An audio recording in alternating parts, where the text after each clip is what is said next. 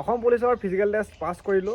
এটা কম বেছি পৰিমাণে নম্বৰ এটা পাই থৈছোঁ, কাৰণ সকলোৱে গম পাইছে কিছুমানে হয়তো কম নম্বৰ পাইছে, কিছুমানে জোখতকৈ বেছি নম্বৰ পাইছে, আৰু যোনসকলৰ বেছিকৈ নম্বৰ পাইছে তেওঁলোকক পৰীক্ষা দিবলৈ মাতিব। এতিয়া মোৰ নম্বৰটো কমি আছে আৰু মোতকৈ বেছি পোৱা আছে, কিন্তু পৰীক্ষা দিবলৈ এটা পষ্টত 5জনকৈ মাতিব। সেই 5জনৰ ভিতৰত মোৰ নামটো আহিবনে নাই, আৰু মেইন কথাটো হ'ল ফিজিকেলৰ কাট অফ কেতিয়া মাৰিব।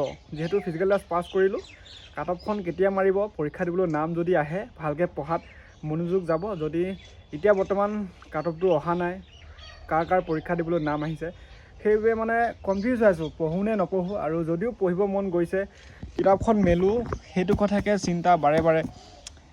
পৰীক্ষা দিবলৈ নাম আহিবনে নাই, যে কি হ'ব। আমি তথাপিও নিজৰ কামটো নিজে কৰিব লাগিব। ফিজিকেল টেষ্ট কষ্ট কৰিলোঁ, সকলোৱে কষ্ট কৰিছে, সকলোৱে কষ্ট কৰাৰ কাৰণে এটা ভাল মাৰ্কছ পাই থৈছে। আৰু